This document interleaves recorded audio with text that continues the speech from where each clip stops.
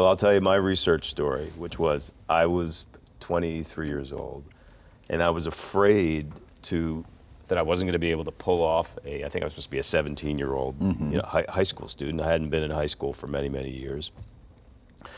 So I got them to check me into the local high school as a visiting, not a visiting, as a student that had just moved into town. I basically got them to create my character's life in the Provo High or whatever it was.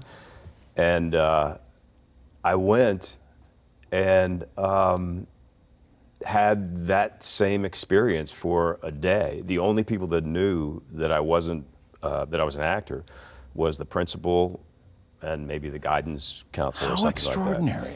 Even the teachers didn't know? Teachers didn't know. The teachers didn't know, the students didn't know. Was this your idea? It was my idea, yeah. How great. And it was terrifying. I mean, and I got a real insight into literally how to play this part. Because I kind of had this idea, since I grew up in the city, that my idea was like, if I grew up in a city and I had to go to a small town country school, I wouldn't be afraid because I'm used to the streets and I'm a badass and you know what I mean? Mm-hmm. And that lasted about 5 seconds, being a stranger in a strange land. And it was exactly like the movie because some kids gave me a hard time, made fun of me, made fun of my hair, made fun of my clothing. I was dressed and looked like the character. Some of the girls giggled and formed little groups and would like whisper about me. And this is amazing. Yeah, it was amazing. I remember you did that. And there was a kid who was exactly like Chris Penn's character, who took a pity on me and said, "Come on, man, I'll show you around." Big, corn-fed. This is incredible. Kid. The teachers were very. I think one of my teachers was like a history teacher or something. Not very welcoming. Very like kind of who is this punk you're coming into school late in the year and what are you doing here and all this kind of stuff. Anyway, make a long story short, at the end of the day, I was only there for one day.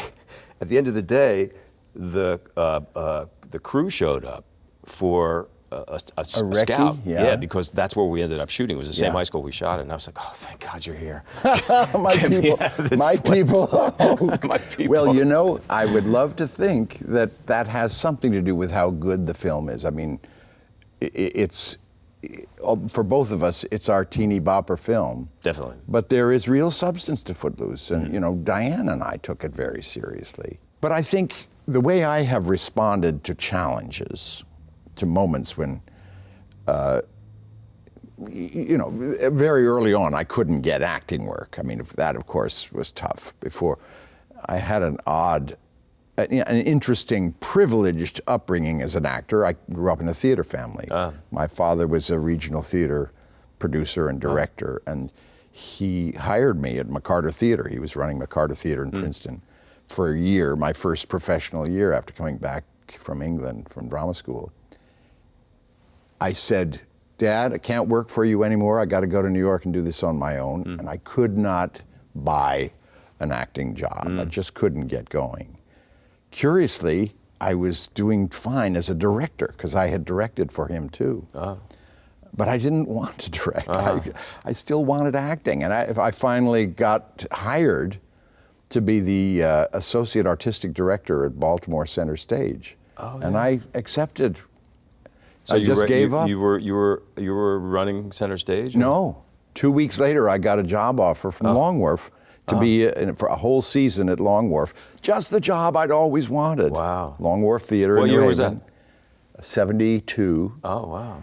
And I pulled out of the Baltimore job with incredibly hard feelings on their part. Wow. Angry. Yeah. People hear about these things. This business is small,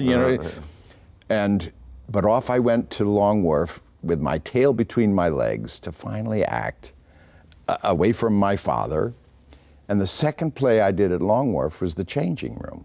Oh, yes. Which came straight to Broadway, intact. That's right. It opened on March 7th, 1973, And on March 24th, I won the Tony Award for it. Wow.